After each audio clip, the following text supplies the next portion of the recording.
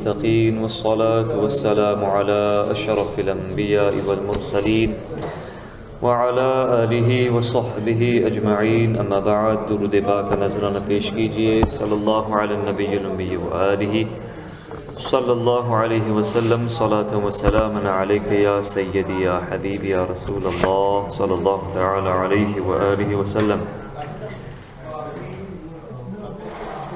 امام جلال الدین سیوطی رحمۃ اللہ علیہ کی کتاب شرح الصدور میں سے چند ابواب ہم نے کل سماعت کیے تھے۔ آج مزید انشاءاللہ عز و جل چند روایات احادیث کریمہ کی روشنی میں آپ کے سامنے ہم پیش کرنے کی سعادت حاصل کریں گے۔ یہاں پر امام سیوطی رحمۃ اللہ علیہ ارشاد فرماتے ہیں شہید کے دوستوں کے سلسلے میں کہ اللہ رب العزت ارشاد فرماتا ہے وَيَسْتَبْشِرُونَ بِالَّذِينَ لَمْ يَلْحَقُوا بِهِم مِّنْ خَلْفِهِمْ أَلَّا خَوْفٌ عَلَيْهِمْ وَلَا هُمْ يَحْزَنُونَ، اور خوشیاں منا رہے ہیں اپنے پچھلوں کی جو ابھی ان سے نہ ملے کہ ان پر نہ کچھ اندیشہ ہے اور نہ کچھ غم۔ تو شیخ سدی رحمۃ اللہ علیہ نے اس آیت کی تفسیر میں کہا کہ شہید کے پاس ایک کتاب لائی جاتی ہے جس میں اس دوست کا نام ہوتا ہے جو عنقریب اس سے ملنے والا ہے۔ وہ یہ دیکھ کر ایسے خوش ہوتا ہے جیسے دنیا میں گم شدہ کے مل جانے پر اس کے اہل خانہ خوش ہوتے ہیں۔ سبحان اللہ، یعنی شہید بھی اس کے بعد آنے والے دوستوں کی ملاقات سے خوش ہوتے ہیں، شہداء خوشیاں مناتے ہیں اور ان کے استقبال کے لیے تیار رہتے ہیں۔ اور یہ بھی ہمیں پتہ چلا کہ اللہ تعالیٰ پہلے ہی سے شہید کو علم غیب عطا فرماتا ہے کہ کون کس وقت مرے گا، کس وقت انتقال کرے گا اور کون اس کا دوست عنقریب اس سے ملنے والا ہے۔ یہ ساری باتیں اللہ تعالیٰ شہید کو بتا دیتا ہے۔ سیدنا ابو ہریرہ رضی اللہ تعالیٰ عنہ فرماتے ہیں کہ قبر میں مومن سے کہا جائے گا ارقد رغدۃ المتقین، یعنی پرہیزگاروں کی طرح تو آرام کے ساتھ قبر میں سو جا۔ سیدنا سعید ابن جبیر رحمۃ اللہ علیہ فرماتے ہیں طائف میں سیدنا عبداللہ ابن عباس رضی اللہ تعالیٰ عنہما کا وصال ہوا۔ آج بھی ان کا مزار پاک، ان کا مزار پر انوار وہیں پر ہے، طائف شریف میں۔ مکہ شریف سے قریب جو سٹی ہے طائف، وہاں پر آپ کا مزار شریف ہے، تو یہیں پر آپ کا وصال شریف ہوا۔ تو میں بھی ان کے جنازے میں شریک ہوا۔ میں نے وہاں ایک سفید پرندہ دیکھا، اس جیسا پرندہ پہلے کبھی نہیں دیکھا گیا۔ وہ حضرت عبداللہ بن عباس رضی اللہ تعالی عنہما کے کفن میں داخل ہوا، پھر اسے باہر نکلتے نہ دیکھا گیا۔ جب آپ رضی اللہ تعالی عنہ کو دفن کر دیا گیا تو قبر کے کنارے سے ایک غیبی آواز میں یہ آیت ایک مبارکہ سنی گئی، یا ایتھا النفس المطمئنہ ارجعی الی ربک راضیۃ مرضیہ فادخلی فی عبادی وادخلی جنتی۔ اے اطمینان والی جان، اپنے رب کی طرف واپس ہو، یوں کہ تو اس سے راضی، وہ تجھ سے راضی، پھر میرے خاص بندوں میں داخل ہو اور میری جنت میں آ جا۔ سبحان اللہ، یعنی اللہ تعالیٰ نے ان کو یہ بلند مقام عطا فرمایا کہ آپ کو اللہ تعالیٰ نفس مطمئنہ بلکہ نفس راضیہ اور مرضیہ عطا فرمایا، جس کی بدولت اللہ تعالیٰ نے یہ انعامات ان پر نازل فرمائی کہ حاضرین نے ایک سفید پرندہ دیکھا جو اصل میں ان کی روح پاک روح مبارک تھی۔ سبحان اللہ۔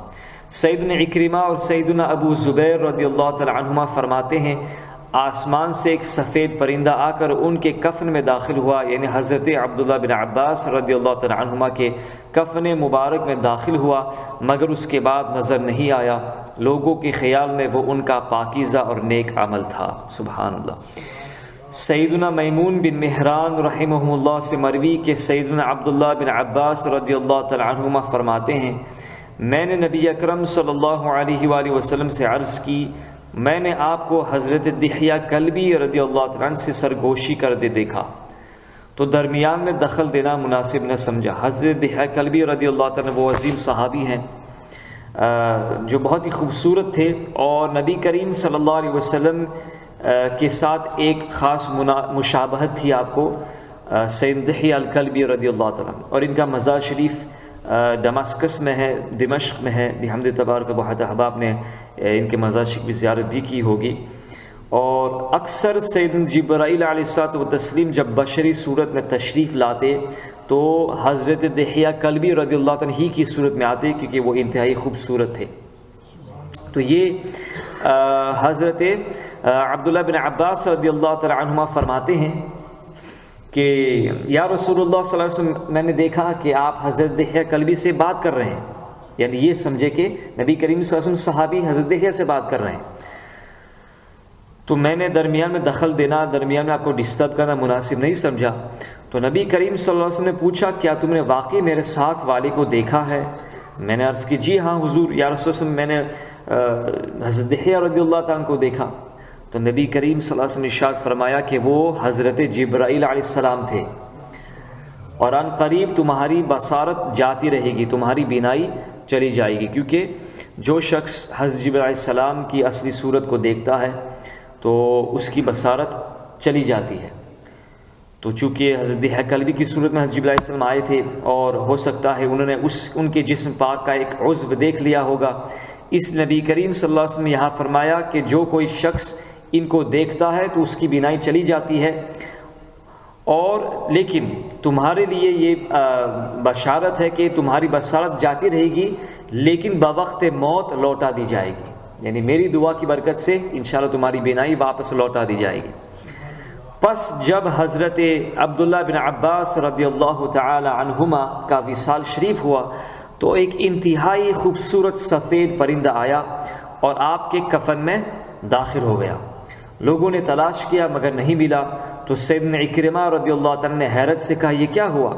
پھر جب آپ رضی اللہ تعالیٰ کو قبر میں رکھا گیا تو قبر کے کنارے سے غیبی آواز میں ان آیت مبارکہ کی تلاوت سنی گئی جو ہم نے پہلے تلاوت کی کہ یا ایتها النفس المطمئنہ ارجعی الی ربک راضیۃ مرضیہ فادخلی فی عبادی وادخلی جنتی، اے اطمینان والی جان اپنے رب کی طرف واپس ہو، یوں کہ تو اس سے راضی وہ تجھ سے راضی، پھر میرے خاص بندوں میں داخل ہو اور میری جنت میں آ جا۔ اسی طرح کی ایک اور روایت کے آخر میں راوی کا بیان ہے کہ ہم یہ گفتگو کیا کرتے تھے کہ سیدنا عبداللہ بن عباس رضی اللہ تعالی عنہما کی وصال کے وقت ان کی بصارت لوٹا دی گئی تھی، سبحان، جیسا کہ نبی کریم صلی اللہ علیہ وسلم پہلے ہی سے علم غیب کی خبر عطا فرمائی تھی صلی اللہ علیہ وسلم۔ صحابہ کرام رضی اللہ عنہ کی عاجزی کے سلسلے میں اور ان کی تواضع ان کی سارے کس طرح تھی اس کے متعلق ہم سنتے ہیں، اللہ اکبر۔ باوجود یہ کہ تمام صحابہ کرام کو اللہ تعالیٰ نے پہلے ہی سے جنت کی بشارت عطا فرمائی، نبی کریم صلی اللہ علیہ وسلم بارہا ان کو جنت کی بشارت عطا فرمائی، لیکن ان کی تواضع ان کے ساری دیکھیے، اللہ اکبر۔ سیدنا حذیفہ بن الیمان رضی اللہ تعالیٰ نے بوقت وفات بوقت وصال فرمایا میرے کفن کے لیے 2 کپڑے لے لو مگر بہت مہنگے مت لینا، کیونکہ اگر میں نیک ہوا تو ان سے بہتر لباس پہنا دیا جائے گا ورنہ یہ بھی بہت جلد اتار دیا جائے گا، اللہ اکبر۔ ایک روایت میں ہے کہ میرے لیے 2 سفید کپڑے خرید لو کیونکہ وہ مجھ پر کچھ دیر ہی رہیں گے، پھر یا تو ان سے بہتر لباس پہنا دیا جائے گا یا پھر ان سے برا لباس، اللہ اکبر۔ سیدنا یحییٰ بن راشد رحمۃ اللہ علیہ سے مروی ہے کہ امیر المؤمنین سید عمر فاروق اعظم رضی اللہ تعالی عنہ نے وصیت فرمائی کہ مجھے درمیانہ کفن ہی دینا، کیونکہ اگر بارگاہ الہی میں میرے لیے کوئی بھلائی ہوئی تو مجھے اس سے بہتر لباس مل جائے گا، اور اگر میں اس بارگاہ میں برا ہوا تو یہ کفن بھی بہت جلد چھین لیا جائے گا، اور میری قبر بھی درمیانی ہی رکھنا، کیونکہ اگر میں بارگاہ الہی میں اچھا ہوا تو اسے میرے لیے تا حد نگاہ وسیع کر دیا جائے گا، اور اگر میں ایسا نہیں ہوا تو یہ مجھ پر اتنی تنگ کر دی جائے گی کہ میری پسلیاں ایک دوسرے میں پیوست ہو جائیں گی۔ یہ حضرت عمر فاروق اعظم رضی اللہ تعالیٰ عنہ نے از راہ تواضع ان کے ساری فرمایا، لیکن حقیقت تو یہ ہے کہ آپ کے صدقے میں کتنے لوگوں کو اللہ تعالیٰ جنت عطا فرمائے گا، اللہ تعالیٰ کتنے لوگوں کو جہنم سے ان کے صدقے میں ان کی سفارش سے اللہ تعالیٰ جہنم سے نکالے گا اور جنت میں داخلہ عطا فرمائے گا۔ یہ وہ ہے کہ جن کے بارے میں نبی کریم صلی اللہ علیہ وسلم نے ارشاد فرمایا کہ اگر میرے بعد بالفرض نبی ہوتا تو عمر ہوتے، اور اللہ تعالیٰ نے حق کو اس کی زبان پر رکھ دیا ہے، یعنی حق کی بات ہی بولتے ہیں۔ اور یہ بھی نبی کریم صلی اللہ علیہ وسلم نے ارشاد فرمایا کہ شیطان حضرت عمر کے سائے سے بھی بھاگتا ہے، یعنی جب حضرت عمر ایک راستے سے چلتے ہیں تو شیطان کو مجبوراً دوسرا راستہ لینا پڑتا ہے، اور نبی کریم صلی اللہ علیہ وسلم نے کتنی احادیث کریمہ میں صراحت کے ساتھ بھی کنایتاً بھی ان کے لیے بشارت عطا فرمائے، لیکن ان کی تواضع دیکھے، ان کی ساری دیکھے۔ اللہ تعالی ہمیں ان کے صدقے میں اللہ تعالی ہماری مغفرت عطا فرمائے۔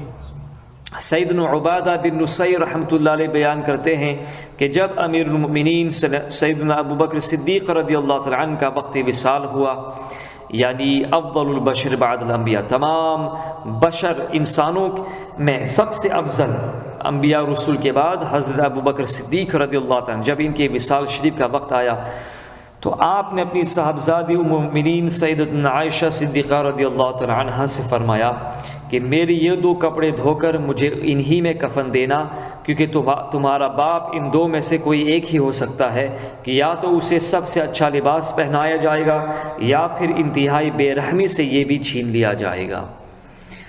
سیدنا اہبان بن صیفی غفاری رضی اللہ تعالیٰ عنہ کی صاحبزادی سیدتنا عدیسہ رحمۃ اللہ تعالی علیہ فرماتی ہیں کہ والد محترم نے مجھے وصیت کی کہ ہم انہیں قمیص میں کفن نہ دیں، لیکن ہم نے کفن میں قمیص بھی شامل کر دی۔ ان کی تدفین کی اگلی صبح ہم نے دیکھا کہ تو وہ قمیص کھوٹی پر لٹکی ہوئی تھی۔ اللہ اکبر۔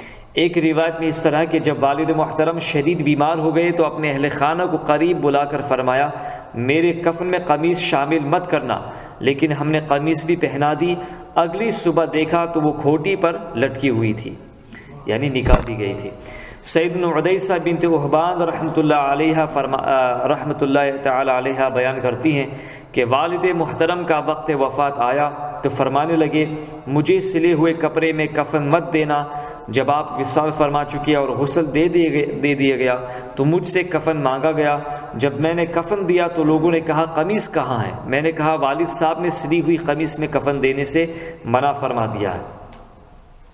والد صاحب کی ایک قمیص کپڑے دھونے والے کے پاس تھی، لوگوں نے وہ منگوا کر کفن میں شامل کر دی اور جنازہ لے کر چل پڑے۔ میں بھی اپنا دروازہ بند کر کے پیچھے پیچھے ہو لی۔ یعنی یہاں پر انہوں نے اپنی اجتہاد کے طور پر یہ بیان فرمائے، لیکن عورتوں کو جنازے میں شریک ہونا جائز نہیں ہے، ممنوع ہے۔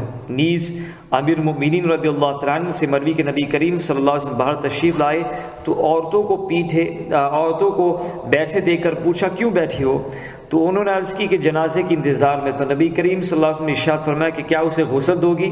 عرض کی نہیں۔ ارشاد فرمایا کیا اسے اٹھاؤ گی؟ عرض کی نہیں۔ ارشاد فرمایا کیا قبر میں اتارو گی؟ عرض کی نہیں۔ تو ارشاد فرمایا کہ گناہوں کا بوجھ لیے کسی ثواب کے بغیر واپس لوٹ جاؤ۔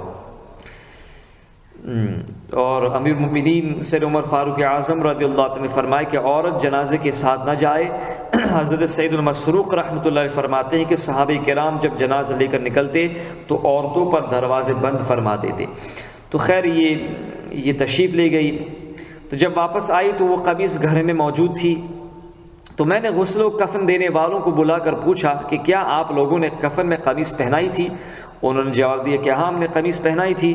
پھر میں نے وہ قمیص دکھاتے ہوئے کہا کہ کیا یہی قمیص تھی؟ بولے ہاں یہی تھی۔ سیدنا خلف بردانی رحمۃ اللہ علیہ بیان کرتے ہیں کہ ایک شخص کا انتقال ہوا تو اس کے لیے کفن خانے سے ایک کفن لایا گیا۔ کفن اس کے قد سے کچھ بڑا تھا تو میں نے اضافی کفن کاٹ دیا۔ میں رات کو سویا تو کسی نے خواب میں آ کر مجھے کہا تم نے ولی اللہ، ایک اللہ کے ولی کی کفن کی لمبائی میں کنجوسی سے کام لیا۔ ہم نے تمہارا کفن تمہیں واپس کر دیا ہے اور اسے تیرے کفن سے بہتر جنتی کفن دے دیا ہے۔ اللہ اکبر۔ میں گھبرا کر اٹھا اور کفن خانے میں جا کر دیکھا تو واقعی وہ کفن وہاں پر پڑا ہوا تھا۔ سیدنا طاؤس رحمۃ اللہ علیہ نے اپنے صاحبزادے کو وصیت کی کہ جب مجھے دفنا چکو تو میری قبر میں دیکھنا، اگر مجھے قبر میں نہ پاؤ تو اللہ کی حمد بجا لانا، اور اگر میں قبر میں ہی نظر آؤں تو انا للہ و انا الیہ راجعون پڑھنا، یعنی افسوس کرنا۔ صاحبزادے کا بیان ہے کہ میں نے حسب وصیت دیکھا تو والد ماجد نظر نہ آئے، یہ بتاتے ہوئے صاحبزادے کے چہرے سے خوشی جھلک رہی تھی۔ یعنی اس سے مراد یہ کہ قبر سے نکال کر ان کو اچھے لوگوں نبیین کے زمرے میں رکھ دیا گیا، ان کی صحبت میں ان کے قریب رکھ دیا گیا، اللہ تعالیٰ کی رحمت کے قریب رکھ دیا گیا۔ طوفاوا قبیلے کے ایک شخص کا بیان ہے کہ ہم نے ایک مردے کو دفن کیا، میں بعد میں اس کی قبر پر گیا تاکہ اسے ٹھیک کرے کہ بنا دوں۔ جب قبر میں دیکھا تو اندر مردہ ہی نہیں تھا۔ سیدنا انس بن مالک رضی اللہ تعالیٰ عنہ فرماتے ہیں امیر المؤمنین سر عمر فاروق اعظم رضی اللہ تعالیٰ عنہ نے ایک لشکر تیار کیا اور اس پر حضرت علی ابن حضرمی رحمۃ اللہ علیہ و رضی اللہ تعالیٰ عنہ کو کمانڈر مقرر کیا۔ میں بھی اس جنگ میں شریک تھا۔ جب ہم واپس ہوئے تو راستے میں حضرت علی ابن حضرمی رضی اللہ تعالیٰ عنہ کا وصال شریف ہو گیا، وہ فوت ہو گئے۔ چنانچہ ہم نے انہیں دفن کر دیا۔ درود شریف اللہم صلی علی سیدنا مولانا محمد معدن الجود والکرم علیہ وصحبہ وبارک وسلم۔ ہم نے انہیں دفن کر دیا۔ جب ان کی تدفین سے فارغ ہوئے تو ایک شخص نے آ کر کہا یہ کون ہے؟ ہم نے کہا یہ بہترین شخص حضرت علی ابن حضرمی رحمۃ اللہ رضی اللہ تعالیٰ عنہ ہیں۔ اس نے کہا یہ زمین مردوں کو باہر پھینک دیتی ہے، بہتر ہے کہ آپ حضرات انہیں یہاں سے 1-2 میل دور منتقل کر دیں۔ چنانچہ ہم نے قبر کھودنا شروع کر دی۔ جب ہم لحد یعنی میت کے رکھنے کی بغلی جگہ تک پہنچے تو وہ وہاں موجود نہیں تھے اور قبر تا حد نگاہ نور سے بھری ہوئی تھی۔ ہم نے قبر پر دوبارہ مٹی ڈالی اور روانہ ہو گئے۔ سبحان۔ ایک روایت میں یوں آیا ہے کہ ہم نے انہیں ریت میں دفن کیا، پھر خوف ہوا کہ کہیں درندے لاش نکال کر کھا نہ جائیں، لہٰذا انہیں نکالنے کے لیے مٹی ہٹائی تو وہ وہاں پر موجود نہیں تھے۔ سیدنا عبدالعزیز ابن ابو رواد رضی اللہ تعالیٰ فرماتے ہیں مکہ مکرمہ میں ایک عورت تھی جو روزانہ 12,000 مرتبہ تسبیح کرتی تھی، یعنی اللہ تعالیٰ کی تسبیح سبحان اللہ، اور یہ ایسی تسبیح پڑھا کرتی تھی۔ انتقال کے بعد اسے قبرستان لے جایا گیا تو وہ لوگوں کے سامنے سے غائب ہو گئی اور اللہ تعالیٰ کی رحمت کے نزدیک اور قریب ترین صالح لوگوں کے پاس پہنچ گئی۔ اللہ تعالیٰ ہمیں بھی یہ مقام عطا فرمائے۔ صلی اللہ علیہ نبی